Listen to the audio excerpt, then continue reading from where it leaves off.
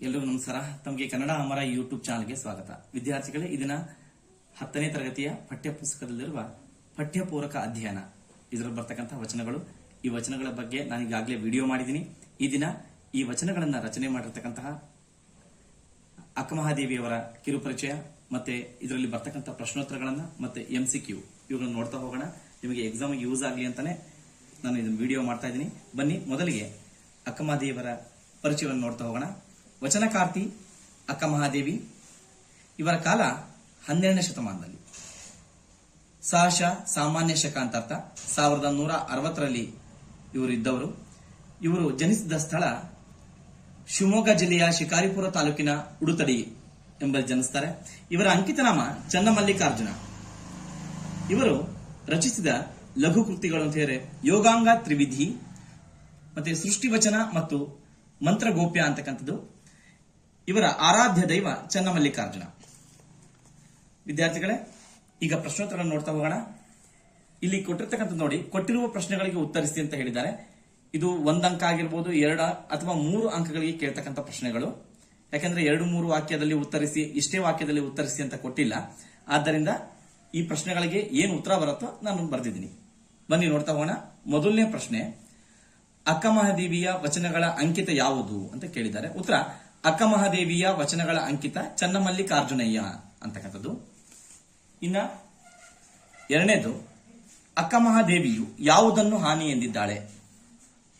ಉತ್ತರ, ಅಕ್ಕಮಹಾದೇವಿಯು ತಾನು ಈ ಹಿಂದೆ ಮಾಡಿದ ದೋಷಗಳನ್ನು ಮತ್ತು ಪಾಪ ಕರ್ಮಗಳನ್ನು ತಂದು ತನ್ನ ಆರಾಧ್ಯ ದೈವನಾಗಿರುವ ಚನ್ನಮಲ್ಲಿಕಾರ್ಜುನನ ಮುಂದೆ ಇಳುವುದು ಹಾನಿ ಎಂದಿದ್ದಾಳೆ.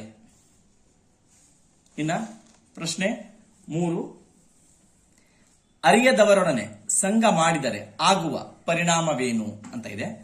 ಉತ್ತರ, ಅರಿಯದವರು ಎಂದರೆ ಅಜ್ಞಾನಿಗಳು ಎಂದರ್ಥ. ನಾವು ಅರಿಯದವರೊಡನೆ ಸಂಗವ ಮಾಡಿದರೆ ಕಲ್ಲು ಹೊಯ್ದು ಕಿಡಿಯ ತೆಗೆದುಕೊಂಡಂತಾಗುತ್ತದೆ. ಇಲ್ಲಿ ಅರಿಯದವರನ್ನು ಬೆಂಕಿಗೆ ಹೋಲಿಸಲಾಗಿದೆ. ಅಂದರೆ ಬೆಂಕಿಯು ಹೇಗೆ ಎಲ್ಲವನ್ನು ಸುಟ್ಟು ಹಾಕುತ್ತದೆಯೋ ಹಾಗೆಯೇ ಅರಿಯದವರ ಸಂಘವು ನಮ್ಮ ಜೀವನವನ್ನು ಸರ್ವನಾಶ ಮಾಡುತ್ತದೆ. ಉತ್ತರ. ಇನ್ನ ಪ್ರಶ್ನೆ 4, ಭಗವಂತನಲ್ಲಿ ಶರಣಾಗುವ ಭಾವ ಅಕ್ಕಮಹಾದೇವಿಯ ವಚನದಲ್ಲಿ ಹೇಗೆ ವ್ಯಕ್ತಗೊಂಡಿದೆ? ಉತ್ತರ, ಚಂದನವನ್ನು ಕಡಿದು ಕೊರೆದು ತೇದರೂ ಬಿಡದೆ ಅದು ತನ್ನ ಕಂಪನ್ನು ನೀಡುತ್ತದೆಯೋ? ಚಿನ್ನವನ್ನು ಕಡಿದು ಒರೆದು ಬೆಂಕಿಯಲ್ಲಿ ಕಾಯಿಸಿ ಬಡಿದರೂ ಅದು ಹೊಳಪನ್ನು ಕೊಡುತ್ತದೆಯೋ? ಕಬ್ಬನ್ನು ಕಡಿದು ತುಂಡು ತುಂಡುಗಳನ್ನಾಗಿ ಮಾಡಿ ಗಾಣಕ್ಕೆ ಹಾಕಿ ಅರೆದು ಬೆಂಕಿಯಲ್ಲಿ ಬೇಯಿಸಿದಾಗ ಅದು ಸಿಹಿಯನ್ನು ನೀಡುತ್ತದೆಯೋ? ಹಾಗೆಯೇ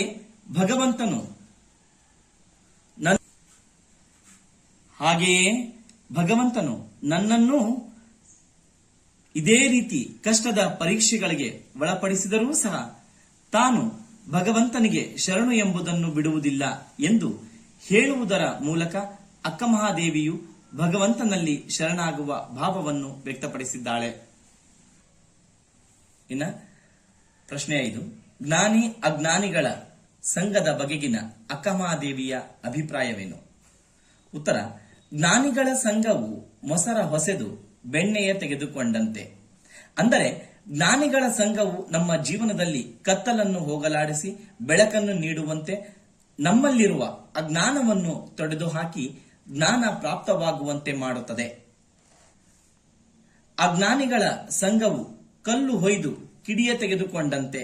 ಅಂದರೆ ಅಜ್ಞಾನಿಗಳ ಸಂಘವು ಬೆಂಕಿಯಂತಿದ್ದು ಅಂತವರೊಂದಿಗೆ ನಾವು ಸಂಗಮ ಮಾಡಿದರೆ ನಮ್ಮ ಜೀವನ ಸರ್ವನಾಶವಾಗುತ್ತದೆ ಎಂಬುದು ಅಕ್ಕಮಹಾದೇವಿಯ ಅಭಿಪ್ರಾಯವಾಗಿದೆ.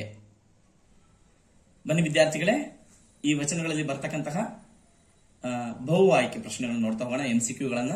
ಮೊದಲನೇದು, ಇದು ಅಕ್ಕಮಹಾದೇವಿಯ ಅಂಕಿತನಾಮವಾಗಿದೆ. ಇಲ್ಲಿ ಉತ್ತರಗಳನ್ನು ಕೊಡ್ತಾ ಹೋಗಿದ್ದೀನಿ. A, ಕೂಡದ Sangama Deva, B, Guheshwara, C, Ramnath, D, Channamallikarjuna. ಉತ್ತರ ಡಿ, ಚನ್ನಮಲ್ಲಿಕಾರ್ಜುನ. ಇನ್ನು ಎರಡನೇ ಪ್ರಶ್ನೆ, ಇದನ್ನು ಕಡಿದು ಕೊರೆದು ತೇದರೂ ಸಹ ಕಂಪ ಕೊಡುವುದನ್ನು ಬಿಡುವುದಿಲ್ಲ. ಉತ್ತರ ನೋಡೋದಾದ್ರೆ option A Suvarna, option B ಕಬ್ಬು, ಆಪ್ಷನ್ ಸಿ ಚಂದನ, ಆಪ್ಷನ್ ಡಿ ಸಕ್ಕರೆ. ಸರಿಯಾದ ಉತ್ತರ ಚಂದನ. ಚಂದನವನ್ನು ಕಡಿದು ಕೊರೆದು ತೇದರೂ ಸಹ ಕಂಪ ಕೊಡುವುದನ್ನು ಬಿಡುವುದಿಲ್ಲ ಅಂತ ಉತ್ತರ ಸಿ.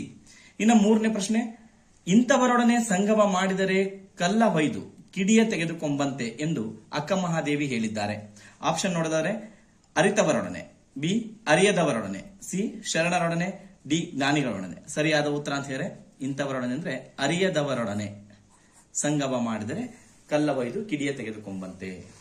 ಇನ್ನ ಪ್ರಶ್ನೆ 4, ಇದನ್ನು ಕಡಿದು ಒರೆದು ಬೆಂಕಿಯಲ್ಲಿ ಕಾಯಿಸಿದರೂ ಇದಕ್ಕೆ ಕಳಂಕ ಹಿಡಿಯುವುದಿಲ್ಲ ಎಂದು ಅಕ್ಕ ಮಹಾದೇವಿ ಹೇಳಿದ್ದಾರೆ. ಯಾವುದನ್ನ ನೋಡೋದಾದ್ರೆ ಆಪ್ಷನ್ ಎ ಕರ್ಪೂರ, ಆಪ್ಷನ್ ಬಿ ಚಂದನ, ಆಪ್ಷನ್ ಸಿ ಕಬ್ಬು, ಆಪ್ಷನ್ ಡಿ ಸುವರ್ಣ. ಇದನ್ನು ಕಡಿದು ಒರೆದು ಬೆಂಕಿಯಲ್ಲಿ ಕಾಯಿಸಿದರೂ ಇದಕ್ಕೆ ಯಾವುದಕ್ಕೆ? ಸುವರ್ಣಕ್ಕೆ, ಬಂಗಾರಕ್ಕೆ ಕಳಂಕ ಹಿಡಿಯುವುದಿಲ್ಲ ಎಂದು ಅಕ್ಕ ಮಹಾದೇವಿ ಹೇಳಿದ್ದಾರೆ. ಉತ್ತರ ಸುವರ್ಣ. ಇನ್ನ ಪ್ರಶ್ನೆ 5ನೇದು, ನೀ ಕೊಂದಡೆಯೂ ಶರಣೆಂಬುದ ಮಾಣೆ ಎಂದು ಅಕ್ಕ ಮಹಾದೇವರು ಇವರಿಗೆ ಹೇಳಿದ್ದಾರೆ. ಯಾರಿಗೆ ಹೇಳಿದ್ದಾರೆ? ಆಪ್ಷನ್ ನೋಡೋದಾದ್ರೆ ಎ ಅರಿತವರಿಗೆ, ಬಿ ಅರಿಯದವರಿಗೆ, ಸಿ ಚನ್ನಮಲ್ಲಿಕಾರ್ಜುನರಿಗೆ, ಡಿ ಶರಣರಿಗೆ. ಸರಿಯಾದ ಉತ್ತರ ಚನ್ನಮಲ್ಲಿಕಾರ್ಜುನರಿಗೆ ಹೇಳಿದ್ದಾರೆ. ಪ್ರಶ್ನೆ 6, ಅಕ್ಕ ಮಹಾದೇವಿಯ ಜನ್ಮಸ್ಥಳವಾದ ಶಿಕಾರಿಪುರ ತಾಲೂಕಿನ ಉಡುತಡಿ ಇರುವುದು ಈ ಜಿಲ್ಲೆಯಲ್ಲಿ. ಯಾವ ಜಿಲ್ಲೆಯಲ್ಲಿ? ನೋಡಿದರೆ ಮೊದಲನೇ ಆಪ್ಷನ್ ಶಿವಮೊಗ್ಗ, ಎರಡನೇ ಆಪ್ಷನ್ ಉತ್ತರ ಕನ್ನಡ, ಮೂರನೇ ಆಪ್ಷನ್ ಉಡುಪಿ, ನಾಲ್ಕನೇ ಆಪ್ಷನ್ ದಕ್ಷಿಣ ಕನ್ನಡ. ಯಾವ ಜಿಲ್ಲೆ ಅಂತ ಹೇಳಿದ್ರೆ ಆಪ್ಷನ್ ಎ ಶಿವಮೊಗ್ಗ. ಉಡುತಡಿ ಇರತಕ್ಕಂಥದ್ದು ಶಿವಮೊಗ್ಗದಲ್ಲಿ. ಎ. ಇನ್ನ ಪ್ರಶ್ನೆ 7, ಚನ್ನಮಲ್ಲಿಕಾರ್ಜುನಯ್ಯ ನಿಮ್ಮ ಶರಣರ ಸಂಗಮ ಮಾಡಿದಡೆ ಇದರ ಗಿರಿಯ ನುರಿಯ ಕೊಂಬಂತೆ ಎಂದು ಅಕ್ಕ ಮಹಾದೇವಿ ಹೇಳಿದ್ದಾರೆ. ಆಪ್ಷನ್ ನೋಡಿದರೆ ಎ ಆಪ್ಷನ್ ಸಕ್ಕರೆ, ಬಿ ಸುವರ್ಣ, ಸಿ ಕರ್ಪೂರ, ಡಿ ಚಂದನ. ಸರಿಯಾದ ಉತ್ತರ ಅಂತ ಹೇಳಿದ್ರೆ ಸಿ ಕರ್ಪೂರ. ಇನ್ನ ಕೊನೆಯ ಪ್ರಶ್ನೆ ಇದರಲ್ಲಿ 8ನೇದು, ಇವರ ಸಂಗಮ ಮಾಡಿದಡೆ ಮೊಸರ ಹೊಸೆದು ಬೆಣ್ಣೆಯ ತೆಗೆದುಕೊಂಬಂತೆ ಎಂದು ಅಕ್ಕ ಮಹಾದೇವಿ ತಮ್ಮ ವಚನದಲ್ಲಿ ಹೇಳಿದ್ದಾರೆ. ಯಾರ ಸಂಗಮ ಮಾಡಿದರೆ ಮೊಸರ ಹೊಸೆದು ಬೆಣ್ಣೆಯ ತೆಗೆದುಕೊಂಬಂತೆ? ಉತ್ತರ ನೋಡೋದಾದ್ರೆ ಎ ಆಪ್ಷನ್ ಅಜ್ಞಾನಿಗಳೊಡನೆ, ಬಿ ಆಪ್ಷನ್ ಬಲ್ಲವರೊಡನೆ, ಸಿ ಆಪ್ಷನ್ ಅರಿಯದವರೊಡನೆ, ಡಿ ಆಪ್ಷನ್ ಜ್ಞಾನಿ ಮತ್ತು ಅಜ್ಞಾನಿ ಇಬ್ಬರೊಡನೆ ಅಂತಿದೆ. ಇದಕ್ಕೆ ಸರಿಯಾದ ಉತ್ತರ ಇವರ ಸಂಗಮ ಮಾಡಿದರೆ ಇಲ್ಲಿ ನೋಡಿ ಬಲ್ಲವರೊಡನೆ. Option B. Option B. ಇವರ ಸಂಗಮ ಮಾಡಿದರೆ ಮೊಸರ ಹೊಸದು ಬೆಣ್ಣೆಯ ತೆಗೆದುಕೊಂಬಂತೆ ಎಂದು ಅಕ್ಕ ಮಹಾದೇವಿ ತಮ್ಮ ವಚನದಲ್ಲಿ ಹೇಳಿದ್ದಾರೆ. ಇದು ನಿಮಗೆ ಎಕ್ಸಾಮಿಗೆ ಯೂಸ್ ಆಗಬಹುದು ವಿದ್ಯಾರ್ಥಿಗಳೇ. ಇದರಲ್ಲಿ MCQ ಇದೆ, ನಾ ಹೇಳ್ದಂಗೆ, ಮತ್ತೆ ಪ್ರಶ್ನೋತ್ತರಗಳನ್ನು ನಾನು ಬರೆದಿದ್ದೀನಿ. ಅದಕ್ಕೆ ಎಲ್ಲದನ್ನು ಓದ್ಕೊಳ್ಳಿ. ದೊಡ್ಡದಿದೆ ಅಂತ ಹೇಳ್ಬಿಟ್ಟು ದೊಡ್ಡ ಉತ್ತರ ಅಂತ ಬಿಡಬೇಡಿ. ಯಾಕಂದ್ರೆ 2 ಮಾರ್ಕ್ಸ್ ಕೇಳ್ಬೋದು, ಕೆಲವೊಮ್ಮೆ 3 ಮಾರ್ಕ್ಸ್ಗೂ 3 ಅಂಕದ ಪ್ರಶ್ನೆಗೂ ಕೇಳ್ಬೋದು. ಇದು ಸೊ ಯೂಸ್ ಆಗಲಿ. ನಮಸ್ತೆ.